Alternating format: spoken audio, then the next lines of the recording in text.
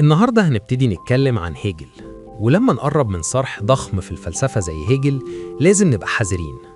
هيجل مش من نوع الفلاسفة اللي ينفع يتلخصوا في فيديو 30 دقيقة، وعشان كده اخترت استراتيجية مختلفة، استراتيجية قائمة على إننا نقرب من فكر الفيلسوف الكبير ده من خلال شوية مفاهيم أساسية ومفصلية في نسقه الفكري.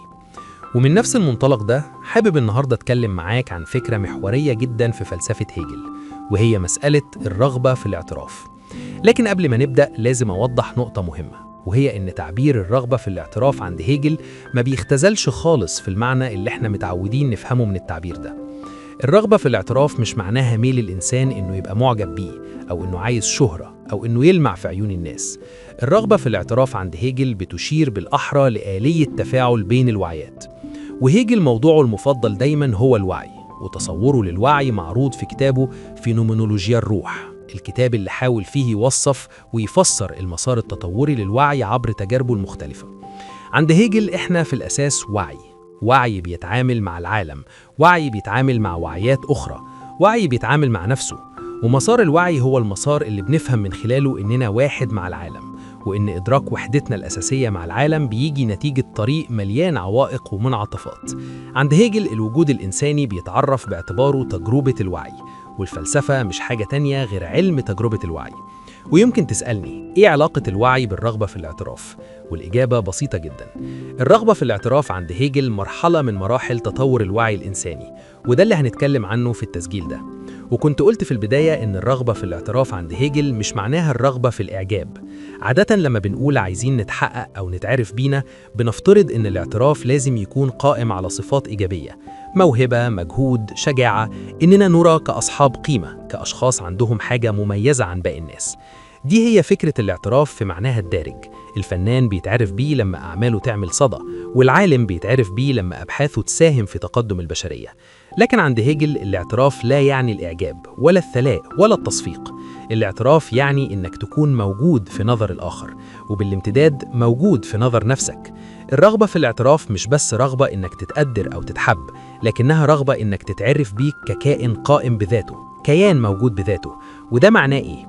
معناه إنك تتعرف بيك كفرد واعي، وكفرد قادر على التحديد الذاتي، قادر يريد ويختار، يقول ويقول لأ. خليني أديك مثال. تخيل إنك مع صديق وقررتوا تروحوا السينما. وصلتوا قدام السينما وبصيتوا على الأفلام المعروضة، وفجأة من غير ما ياخد رأيك صاحبك يقولك هنروح نشوف آخر فيلم ستار وورز. المشكلة إنك أنت مش عايز خالص تشوف الفيلم ده، فتقول له إنك تفضل تشوف حاجة تانية، فيرد عليك لا لا لا هتشوفه، ده فيلم جامد وهتحبه. انت في اللحظة دي هتحس بإيه؟ هتحس إن إرادتك مش متاخدة في الاعتبار، مش حاسس إن في اقتراح، حاسس إن في فرض. والفرق كبير، لأن الاقتراح بيفتح باب الرفض وبيفتح باب البديل، يعني بيعترف بإرادتك، بينما الفرض بينكرها. ولما صاحبك ينكر وجود إرادتك هو ما بقاش شايفك كإنسان حر، وما بقاش شايفك كوعي مستقل، وده اللي هيجل بيسميه نفي الوعي. ولما تفرض على وعي تاني وتلغي قدرته على التحديد الذاتي، انت ما بتعترفش بيه كوعي، وبتحوله لحاجة، لشيء تقدر تتصرف فيه. وده نفس اللي كانت قاله في التفرقة بين مملكة الأشخاص ومملكة الأشياء. الشخص ليه كرامة، قيمة غير مشروطة، وما ينفعش يستخدم كوسيلة، لأن قيمته في قدرته على التحديد الذاتي. زي ما سارتر قال، الإنسان قادر يصنع مشروع، البشر أصحاب إرادة، ونفي إرادة إنسان هو نفي الإنسانيته نفسها. الشيء ليه ثمن، لكن الوعي لا يمكن امتلاكه. ومن هنا جاية فكرة إنك ممكن تقهر الجسد، لكن ما تقدرش تقهر الروح. تقدر تجبر حد يعمل حاجة، لكنه ما تقدرش تجبره يفكر أو يؤمن بحاجة.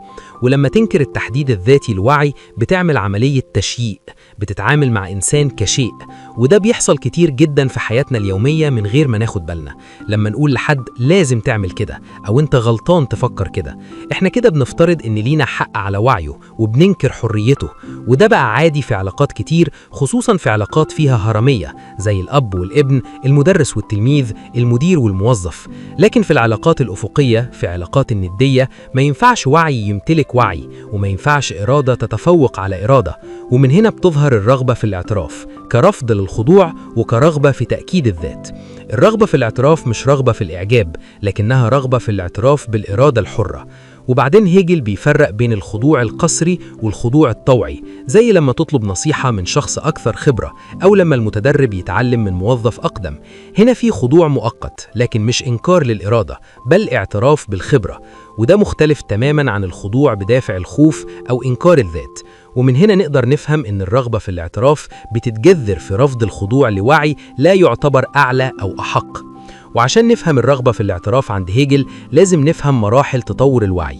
أول مرحلة هي الوعي المباشر، زي وعي الطفل حديث الولادة اللي بيعيش عالم من الإحساسات من غير تمييز، وبعدين يبدأ يميز لحد ما يوصل لمرحلة وعي الذات، لما الطفل يدرك نفسه كأنا ويبدأ يقول أنا، ويبدأ يظهر عنده رغبة في التأكيد في إنه يقول للعالم أنا موجود.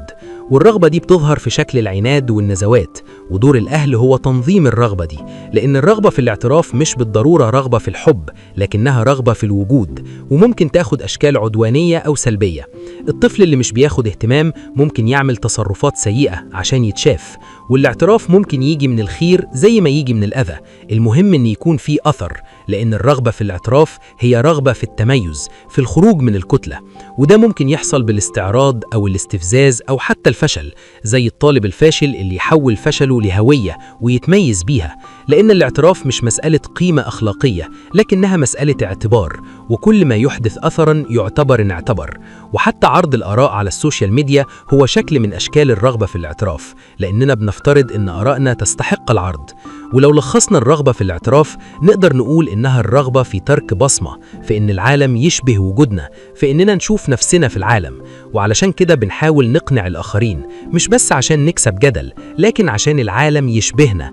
والرغبة دي دايما بتحاول تتخفى، لأن الاعتراف غالبا بيتشاف كحاجة محجزة، فنقول إننا عايزين نرضى عن نفسنا مش نرضي الآخر. لكن في الحقيقة الآخر دايما وسيط بيننا وبين نفسنا، وده يفسر ليه أحيانا بنحس بعدم ارتياح لما نسمع صوتنا أو نشوف نفسنا في فيديو، لأننا بنشوف نفسنا من منظور خارجي. وهيجل بيقول إن الوعي بالذات بيجي بطريقتين: التأمل الداخلي والعمل عند هيجل مش مجرد شغل، لكنه خروج الذات للعالم. كل فعل يغير العالم هو عمل، والرسم اللي الطفل يعمله حتى لو وحش هو بصمة وجوده وهو طلب اعتراف. والعمل هو أساس الشرط الإنساني، لأننا من خلاله بنشوف أثرنا ونقول أنا موجود. وعدم العمل ممكن يولد الإحساس باللا وجود، لأن الاعتراف محتاج أثر.